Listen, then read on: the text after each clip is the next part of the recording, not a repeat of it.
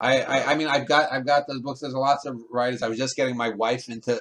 I told her to read Beryl Markham, who's a woman who was an aviator like Amelia Earhart, and there's controversy over whether she wrote her book or her husband did. Although her husband never wrote anything afterwards, and it's a memoir, and it's one of the better memoirs about.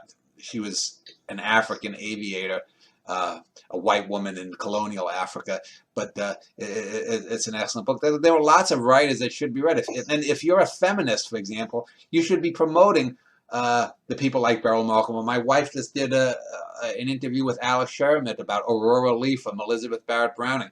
All anyone knows about Elizabeth Barrett Browning is the sonnets from the Portuguese, and the one, the most famous one, which I don't remember the first line, one or two of her sonnets.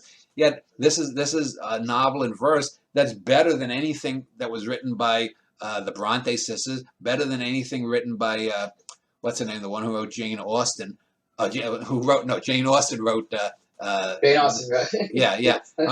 But it's better than anything, and it's a novel in verse. Now, it's arguably probably not a great work overall, technically, but the audacity of it, it's by far the best novel in verse that I've ever read. There's nothing even close to it. But again, so we'd rather pimp bad writers, modern writers or whatnot, and we're going to slight that. So it takes time. If I can help promote someone like a James Emanuel, the black poet I mentioned, if I can help promote an Aurora Leigh in what little ways I can with my slim outreach here. I mean, Cosmoetica has had, I think I'm coming on I'm going to have had 1 billion people at least look at it over 21, 22 years. But you say 22 billion visitors, or 1 billion visitors in 22. Wow, that's impressive. Well, not really. I mean, you got to think Amazon and these big websites, they get 500 million viewers in six hours. So in terms of the arts, Cosmoetica,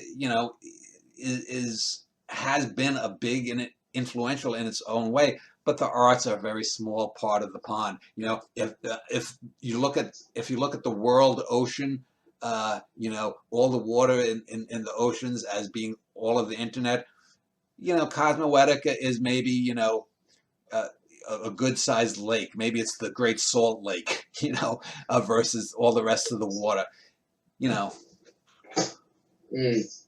I think it's something. I think one of the reasons that I or other people like me have found your website and your site is that we haven't drinking the Kool-Aid in the MFA world, wherever it is. We think that David Foster Wallace, like, even before you said it, it didn't sit right with me. Some of the stuff I read by him, like, why is this guy so? He seemed more of the mystique, like a cult of personality of some of these people, like people they really get into. I'm not sure your opinion on Hemingway is, but I always thought the man stuff was much more interesting.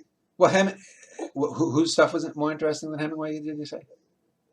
I always thought that the man himself, Hemingway, like the legend of Hemingway. I thought that's more interesting than what he wrote.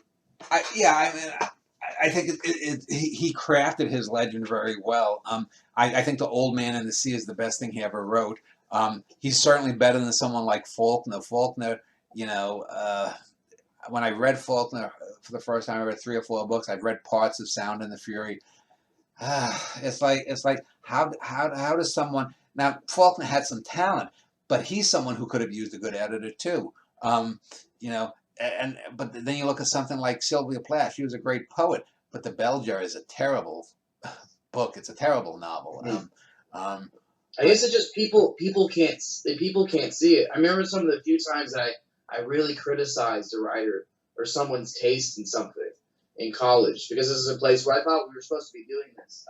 They would get really upset. They couldn't. I remember I made this girl cry once because she had a tattoo of a quote of David Foster Wallace's, and I criticized David Foster Wallace, and then she shows me the tattoo. All right, my bad. I wouldn't have done it if I knew that.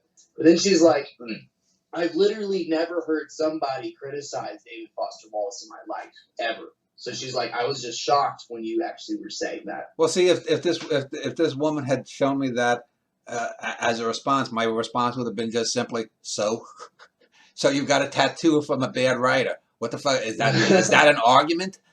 You know, but you know that this is a fangirl. That if she had actually met him, they would have been fucking 2 days later at the maximum. Because that's all those people want. You know, if I was single, for example, I would not be looking for fangirls or whatnot. It'd be nice if someone could tell me. But you have, you know, if someone tells me that they like my stuff, and I always make the difference between like and qualitative scale. Someone says that they like my stuff, I say, okay, that's nice, but do you understand why this works? You know, if you tell me, Dan, that poem that you did about Rilke or whoever it might be, or what the poem might be, you know, that really moved me. Okay, it moved you. Why? Go think to yourself, why? Was it the quality of the work? Was it because you just have an emotional connection? Most people have these emotional connections to things. I mentioned, you know, some of these people that gave up art. A lot of them pursued it because it made them emotionally fulfilled. When it wasn't emotionally fulfilling for them, they gave it up. Or when, or you know, they weren't going to pursue it unless they're getting something emotionally. But again, this is that solipsism.